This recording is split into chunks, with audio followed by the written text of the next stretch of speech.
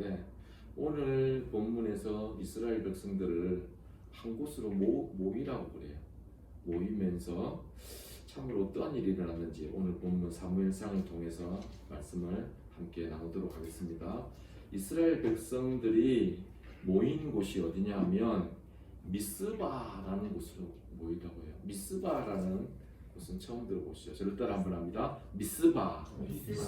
미스바라는 그 말의 뜻은 이제 군대를 다녀오신 또 남자 집사님 또 성도님 계신데 군대에 가면 이 경계가 공격도 중요하고 다 중요한데 경계가 참 중요하다고 하죠. 경계에 실패하면 다 실패한다고 하잖아요. 경계를 하기 위해서 부대마다 무엇이 있죠? 이렇게 높은 곳에 해서 보면 망대가 있죠. 미스바라는 뜻은 망대라는 뜻이에요. 이 지역이 어디에 있냐면 예루살렘에서 북쪽으로 한 13km 정도 가면 이 미스바라는 곳이 있어요. 왜 그러면 이 미스바에서 모이라고 했느냐? 이 미스바라는 곳은 도대체 어떤 이유로 모이느냐? 그 당시에는 이 정치적인, 이 군사적인 이유로 모인 곳이 미스바예요. 그리고 종교적으로 또 미스바에 모이기도 했어요. 특히 본문에서는 왜 이 미스바라는 곳에 모였냐면 이스라엘 백성들이 한 20여 년간 하나님의 이 법궤가 있었어요. 법궤가 뭐냐면 하나님의 임재를 상징하는 건데 그게 성전이 있어야 되는데 다른 곳에 있는 거예요. 그곳이 오늘 읽지는 않았지만 여기 앞절에 보면 나와 있는데 제가 한번 읽어드리겠습니다. 7장 1절을 제가 한번 읽어드릴게요. 오늘 본문에서 우리가 함께 읽지는 않았지만 기럇 여아림 사람들이 와서 여호와의 궤를 옮겨 산에 사는 아비나답의 집에 들여놓고 그의 아들 엘리야사를 거룩하게 구별하여 여호와의 궤를 지키게 하였더니 2절 제가 읽어드립니다. 궤가 기럇 여아림에 들어간 날로부터 20년 동안 오래 있은지라 이스라엘 온 족속이 여호와를 사모하니라. 궤가 성전에 있어야 되는데 지금으로 치면 이렇게 예배를 드려야 되는데 마치 지금 같아요. 코로나로 인해서 교회에서 모이지 못하게 하니까 사람들의 마음 가운데 정말 하나님을 사모하는 마음이 생기게 되었어요. 그런데 궤는 성전에 있어야 되는데 여기 오늘 본문에 보니까 아비나답의 집에 있는 거예요. 이스라엘 백성들의 마음 가운데에는 놀라운 마음이 생겼죠. 이제 하나님 앞에 예배드리고 싶은 마음이 있었어요. 이 가운데 미스바에 모인 목적이 있는데 그것이 7장 6절인데 같이 한번 읽겠습니다. 7장 6절 시작. 그들이 미스바에 모여 물을 길어 여호와 앞에 붓고 그날 종일 금식하고 거기에서 이르되 우리가 여호와께 범죄하였나이다 하니라. 사무엘이 미스바에서 이스라엘 자손을 다스리니라. 보니까 미스바에 모인 이유는 기도하기 위해서 모였는데 그들이 무슨 범죄를 했을까? 그들이 무슨 회개 기도를 했냐면 이제 7장 5절에 이제 그 이유가 있는데 제가 읽어드릴게요. 사무엘이 이르되 온 이스라엘은 미스바로 모이라. 내가 너희를 위하여 여호와께 기도하리라 하매 회개하기 위해서 모였어요. 사무엘은 또 그들을 위해서 기도해. 오늘 7장 6절에 조금 전에 읽어보니까 그날에 금식하고 물을 붓고 물은 왜 붓지? 금식하면 금식하는 것이 물을 붓는다는 것은 그 고대 근동의 이스라엘 백성들이 전심으로 마음을 쏟아 놓겠다는 상징적인 의미가 있어요. 그래서 물을 부으면서 금식하며 기도한 것은 그리고 범죄하였나이다라고 고백하는 것은 다른 것이 아니라 구약 성경에도 약 한 50번 정도 범죄했다는 말이 나오는데 여기서 범죄는 그 원어를 보면 이런 거예요. 표적을 놓치다, 또 길을 잃다. 자꾸 오늘 본문이 전쟁과 관련돼서 군대 얘기 좀 나오는데 전쟁에서 이렇게 군대에서 사격을 했을 때 보면 어떻죠? 이렇게 그 처음에 할 때 원점을 맞추고 사격을 하게 되죠. 이 원점을 맞추지 않으면 나중에 아무리 자기가 사격을 해도 이 총알이 이 표적을 향해서 가지 않고 다른 곳을 향해서 가죠. 그 표적을 놓치다, 길을 잃다는 말이 범죄하다라고 되어져 있어요. 오늘 이 본문에서는 구체적으로 이스라엘 백성들이 하나님을 섬겨야 되는데 바알과 아스다롯이라는 이방신들을 섬겼어요. 여기서 우리는 알아야 돼요. 왜 이스라엘 백성들이 바알과 아스다롯이라는 신을 섬겼냐면 바알 신은 이스라엘 백성들에게 풍요를 가져다 준다는 꼭 믿고 있었어요. 저 신에게 가서 절을 하면 모든 것이 잘 된다. 이해가 되어지죠. 잘 안 되고 싶은 사람이 누가 있겠어요? 그래서 바알 신을 섬기고 아스다롯이라는 신을 섬겼어요. 그래서 오늘 본문에서는 사무엘을 중심으로 해서 이렇게 얘기해요. 사무엘 선지자를 향해서 우리를 위해서 기도해 주십시오라고 했을 때 사무엘은 다른 것을 말하는 것이 아니라 우리가 여호와께 범죄하였나이다. 그 말은 이제는 우리가 바알과 아스타롯이라는 신을 섬기지 않고 하나님을 섬기겠습니다라는 신앙의 고백이에요. 이것이 오늘 본문 아니더라도 시편 57편 17절에 보면 이렇게 나와 있어요. 하나님이 구하는 제사는 상한 심령이라. 하나님께서는 통회하는 마음을 주께서 멸시치 않는다. 그 백성이 아무리 큰 죄악을 지었다 할지라도 그 백성이 회개하면 성경은 다 용서해줘요. 심지어 누구까지요? 베드로라는 사람이 나와요. 이 베드로는 예수님의 수제자였거든요. 성격이 우락부락해요. 왜냐하면 주일학교 할 때는 돌발퀴즈를 한 번씩 내는데 베드로의 혹시 직업이 무엇이었는지 아시는 분 있나요? 예, 두 분은 아는데 대답을 안 하시는 것 같고 지금 두 분은 또 잘 모르시는 것 같고 또 그런데 제가 얘기를 해도 베드로의 직업은 물고기를 잡는 어부였어요. 그래서 이 바닷가에 있는 사람들은 굉장히 성격이 급하죠. 왜냐하면 일이 그러니까 우락부락한 베드로는 예수님이 십자가에 못 박힌다고 하니까 잠깐! 예수님 절대 예수님 십자가에 못 박히면 안 됩니다. 예수님은 십자가에 못 박히시기 위해서 이 땅에 오셨거든요. 예수님 베드로를 향해서 소리치죠. 수제자인데도 사탄아 물러가라 하고 소리쳤어요.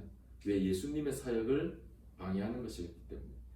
베드로는 인간적으로 얘기했죠. 예수님은 절대 십자가에 못 박히시면 안 됩니다. 그 마음속에 있겠죠. 차라리 제가 못 박힐지언정 그러면서 예수님을 위한다고 하지만 그 정도로 예수님을 위하고 예수님을 생각하는 사람이었는데 진작에 예수님께서 십자가를 지실 때는 작은 소녀가 얘기할 때 예수님을 부인하게 되어지죠. 3번이나 부인했던 베드로지만 베드로는 예수님을 만나고 예수님 앞에서 자신의 잘못을 회개했을 때 베드로의 잘못도 용서해 주셨어요. 그런데 안타깝게도 예수님의 가장 신뢰받았던 가룟 유다라는 사람은 돈괴를 맡을 정도로 지금으로 치면 회개를 맡을 정도로 신임받는 사람이었지만 예수님 앞에 성경을 보니 회개했다는 말이 없어요. 그는 예수님을 팔고 은 30냥을 받아서 그것을 내어 던지고 스스로 목숨을 끊었던 사람이 가룟 유다죠. 성경이 무엇을 말하느냐? 예수 그리스도 안에서 회개하는 모든 사람에게 은혜를 끼친다고 말하고 있는데 오늘 본문에서도 사도행전 8장 오늘 본문이 아니더라도 사도행전 8장 22절에서는 그러므로 너희가 이 악함을 회개하고 주께 기도하라 혹 마음에 품은 것을 사하여 주시리라고 말씀하고 있어요. 이러한 상황 가운데 재밌는 광경이 펼쳐집니다. 7장 7절 말씀을 같이 한번 읽겠습니다. 이스라엘 자손이 시작. 이스라엘 자손이 미스바에 모였다 함을 듣고 블레셋 사람들이 듣고 그들의 방백들이 이스라엘을 치러 올라온지라. 이스라엘 자손들이 듣고 블레셋 사람들을 두려워하여. 이제 모여서 기도를 하기로 위해서 모였는데 이 당시 블레셋 사람들은 군사가 굉장히 많았어요. 군사가 많고 굉장히 강한 군대를 가지고 있었죠. 블레셋 사람들이 이스라엘 백성들을 간혹 괴롭히고 이렇게 했었는데 또 모여서 기도할 때 블레셋 사람들이 이스라엘 백성들을 치러 온다는 거예요. 이제 이스라엘 백성들의 마음 가운데에는 두려움이 있죠. 이러한 때에 하나님 앞에 회개하는 이때에 두려운 마음이 있을 때 이스라엘 백성들을 향하여 사무엘은 이스라엘 백성들에게 얘기했죠. 당신들은 우리를 위하여 우리 하나님 여호와께 부르짖어 쉬지 말고 부르짖어 기도하라. 미스바에 모인 사람들이 하나님 앞에 기도하기 시작했어요. 이럴 때 참으로 놀라운 일이 일어났는데 오늘 본문이 아니더라도 출애굽기 14장에 보면 모세가 이스라엘 백성들을 이끌고 애굽에서 나왔을 때 그 뒤에는 애굽 군인들이 추격해서 이스라엘 백성들을 향하여 달려오고 있었어요. 그때 모세는 이렇게 말해요. 여호와께서 너희를 위하여 싸우시리니 너희는 가만히 있어. 아이러니하죠. 말이 안 되는. 뒤에는 지금 애굽 군대가 큰 장비들을 들고 무기들을 들고 추격해오고 있는데 모세는 하나님의 음성을 들었다고 하고 너희는 가만히 있어. 예? 여호와께서 너희를 위하여 싸우시리니 라고 얘기하죠. 무엇을 말하고 있는가? 오늘 본문에도 미스바에 모여서 기도하려고 하는데 블레셋 사람들이 막 옵니다. 이스라엘 백성들은 과거의 경험이 있어요. 정말 두려운 마음들이 있죠. 이 광경은 오직 하나님만이 블레셋을 물리칠 수 있다, 승리를 주실 수 있다는 것을 말씀하고 있습니다. 모세가 그렇게 얘기하고 너희는 가만히 있어 했을 때 앞에 큰 홍해가 갈라져 있었죠. 있을 때 모세가 하나님의 주신 조그만 지팡이, 이 지팡이가 모세의 손에 들렸을 때 홍해도 가를 수 있는 그것이 되어졌죠. 그래서 이스라엘 백성은 성경에 마른 땅을 건너가듯이 건너가고 동일한 그곳인데 뒤를 쫓아오던 애국 군대들은 그곳에서 수장되어졌죠. 하나님께서 말씀하시죠. 큰 문제 앞에서 모세라는 선지자를 통해서 너희는 가만히 있어. 저는 이 말씀이 은혜가 되어져서 숨이 조금 이렇게 살다가 보면 숨이 조금 가쁠 때가 있잖아요. 그럴 때는 가만히 있어요. 가만히 있으면 어떻게 더 기획하고 더 열심히 해야지. 근데 저는 가만히 있어요. 어제도 제가 여기 올라가서 산책하다가 저기 정자에 가만히 있었어요. 가만히 있으니까 낙엽이 이렇게 딱 하나씩 떨어지더라고요. 그래서 내가 낙엽을 보면서 시인이 되고 철학자가 되었어요. 저 낙엽은 봄에 이렇게 순이 돋아서 조그만 것이 성장하고 성장해서 여름에는 아주 이렇게 보기 좋게 되어져서 많은 사람들이 등산할 때에 좋은 공기도 이렇게 내뿜고 하다가 자기의 할 일을 다 하고 낙엽이라는 말, 떨어지는 그 잎이 낙엽인데 저는 그렇게 표현하지 않고 장소를 옮기는 거구나. 그 나무에서 할 일을 다 하고 정말 그 모습이 아름답더라고요. 싹 떨어져서 다시 그 나무가 자랄 수 있도록 이렇게 비료가 되어주고 토양이 되어주면서 장소를 옮기면서 정말 아름답다라는 생각이 들었어요. 나도 인생을 마무리할 때 또 그 낙엽을 보고 그 색깔이 아름다운 단풍을 보고 사람들이 감탄을 하잖아요. 사람들에게 정말 멋있다. 조금 전에도 교회 오셔서 가을은 정말 멋있다. 예, 가을이 얼마나 멋있어요. 대자연을 볼 때 나도 저런 인생으로 마무리할 때 떨어질 때 초라한 모습이 아니라 아름다운 모습으로 이렇게 떨어져서 그래서 제가 낙엽이 떨어진다는 표현 대신에 자리를 옮긴다. 위에서 아래로 그런 표현을 제가 하면서 딱 앉아있는데 잠시 한 5분 10분 앉아있는데 참 제 마음이 좋더라고요. 가을 바람 소리도 들리고 근데 그곳에 가서 앉아있지 않으면 모르잖아요. 그래서 제가 너무 앞에 두고 너무 이렇게 가끔 왔다는 생각이 들어서 자주 가야겠다는 마음이 들었어요. 오늘 모세도 너희는 가만히 있어. 이 가만히 있어라는 말은 이제 너희가 열심히 달리고 너희가 주도적으로 무엇을 했는데 하나님의 일하심을 보라. 이 하나님의 일하심을 보고 가만히 있는 게 뭐냐면 저는 예배라고 생각해요.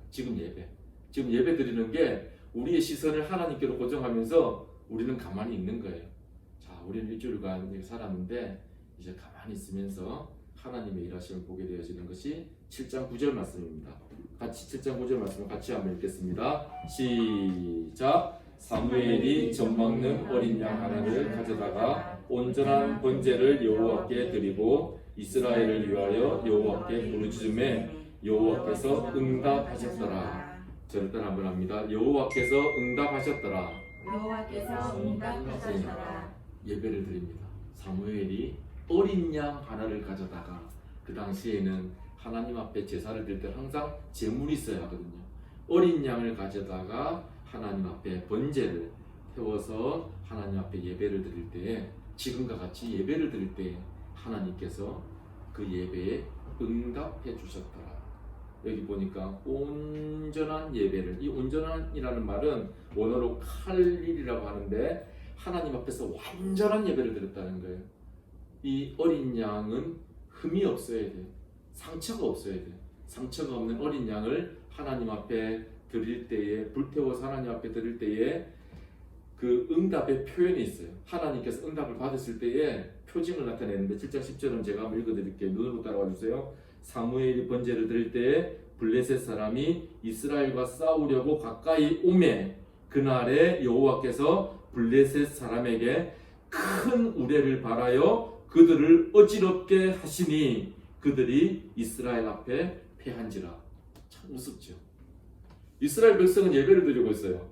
근데 하나님이 그 블레셋 사람이 있는 곳에 큰 우레, 지금으로 치면 큰 벼락을 그 블레셋 사람이 있는 곳에 떨어뜨리니 그들의 군대가 오합지졸로 자기끼리 어지럽게 되어져서 패한 거예요. 이스라엘 백성이 아무것도 한 게 없죠. 그냥 그들은 가만히 있었어요. 하나님께서 블레셋 전쟁에 개입해 주셨죠. 하나님께서 이 블레셋 사람들의 마음을 스스로 두려워하게 만드시고 스스로 어지럽게 만드시고, 오늘 성경에 보니 하나님이 개입해 주실 때 그들을 어지럽게 하다, 그들을 불안하게 하다, 그들을 혼란스럽게 했다고 말하고 있어요. 이럴 때 이스라엘 백성이 사무엘과 함께 고백하는 것이 7장 12절 말씀인데 같이 한번 읽어보겠습니다. 7장 12절 말씀입니다. 사무엘이 시작. 사무엘이 돌을 취하여 미스바와 센 사이에 세워 여호와께서 여기까지 우리를 도우셨다 하고 그 이름을 에베네셀이라 하니라. 아멘. 저를 따라 한번 합니다. 에베네셀의 하나님. 에베네셀의 하나님. 에베네셀의 하나님은 조금 전에 성경에 나와 있죠. 에베네셀의 뜻은 여호와께서 여기까지 도우셨다는 뜻입니다. 기념비를 세웠어요. 왜냐하면 후세에 이스라엘 백성들에게 후세에게 알려주기 위해서, 이전에 아벡 전투라는 곳이 있었는데 블레셋에게 졌거든요. 그런데 이번 전투는 어떻게 되어졌어요? 그냥 싸운 것도 아니고 사무엘과 함께 하나님 앞에 예배드리고 있을 때에 하나님께서 전투에 개입해 주셔서 그냥 이기게 하셨죠. 그래서 이스라엘 백성이 한 말이 에베네셀의 하나님, 하나님께서 여기까지 우리를 도우셨다. 에베네셀은 도움의 돌입니다. 우리의 삶 가운데도 에베네셀의 이름이 있기를 원합니다. 네, 여기까지 도우신 하나님, 에베네셀의 은혜. 에베네셀은 우리를 도우신다는 그 뜻입니다. 누가요? 여호와의 손이 블레셋 사람을 막으셨죠. 블레셋 사람의 삶에 개입하셨어요. 여호와의 손이 우리의 삶 가운데 에베네셀의 하나님으로 인도하실 것입니다. 그런데 한 가지 우리는 중요한 것을 기억해야 합니다. 이스라엘 백성들의 삶 가운데 항상 축복만 있었던 것은 아닙니다. 에베네셀의 하나님만 있었던 것은 아닙니다. 하나님의 마음에 가장 합한 사람이었고 직업이 목동이었던 사람이 있어요. 시편에 보면 자주 등장하는 한 이스라엘의 왕이기도 한 사람이 있어요. 그 이름은 다윗이에요. 하나님이 가는 곳마다 은혜를 주시고, 정말 시편 23편 5절에 사망의 음침한 골짜기가 로 다닐지라도 내가 해를 두려워하지 않을 것은 이라고 말하면서 하나님의 축복을 받은 자였는데, 다윗이 불순한 동기로 인구조사를 했을 때 하나님은 다윗을 징계하셨어요. 우리가 여기서 한 가지 놓치지 말아야 될 것은, 하나님은 공의의 하나님이시기 때문에 하나님의 율례와 율법 가운데, 하나님의 말씀 가운데 있을 때에는 하나님께서 이 에베네셀의 하나님이 계시지만, 아무리 하나님 앞에서 은혜를 받았던 다윗조차도 하나님의 말씀에서 벗어났을 때에는 징계가 있었다는 것을 꼭 기억해야 돼요. 그래서 하나님의 말씀 가운데 있을 때에는 어떠한 일이 일어나느냐? 하나님의 영광이 선포되어지는데, 7장 16절 말씀을 마지막으로 같이 한번 읽겠습니다. 7장 16절 말씀입니다. 시작. 해마다 베델과 길갈과 미스바로 순회하여 그 모든 곳에서 이스라엘을 다스렸고, 하나님의 영광이 선포되어지는 은혜를 경험하게 되었습니다. 이스라엘 백성이 베델이라는 곳은 하나님의 집이라는 뜻이거든요. 야곱이 하나님 안에서 은혜 가운데 하나님을 만난 곳이 바로 베델입니다. 길갈이라는 곳은 내가 오늘날 애굽의 수치를 굴러가게 하였다. 이스라엘 백성을 보호하였던 곳입니다. 오늘 읽은 미스바라는 곳은 저를 따라 한번 합니다. 하나님의 구원, 하나님의 구원. 하나님의 구원을 경험한 곳이 바로 미스바입니다. 자, 이제 우리의 마음을 정리하시면서 우리에게는 미스바가 있는지, 에베네셀의 하나님이 우리를 도우시고 에베네셀의 기념비를 이스라엘 백성들은 세우고 있는데 우리에게는 미스바, 예수 그리스도로 인해서 우리의 삶을 이미 구원으로 인도해 주셨어요. 우리의 삶 가운데 이 구원의 기념비가 있는가 돌아보고 없으면 이제는 구원의 기념비를 세워가야 될 때인 줄 믿습니다. 하나님께서는 우리의 삶 가운데 반드시 구원의 기념비를 세워주실 거예요. 여기까지도 오신 하나님, 우리의 삶 가운데 지켜주시고 은혜를 주시고 미스바에 모여서 함께 기도했을 때 아무리 우리 삶 가운데 두려운 블레셋이 있다 할지라도 하나님은 블레셋 사람들을 인하여 두려움에 처하게 하는 것이 아니라 승리하게 하시고 에베네셀의 기념비를 세우게 하시고 우리 삶 가운데 동행해 주실 것입니다. 이러한 은혜가 저와 여러분 가운데 있기를 소망합니다.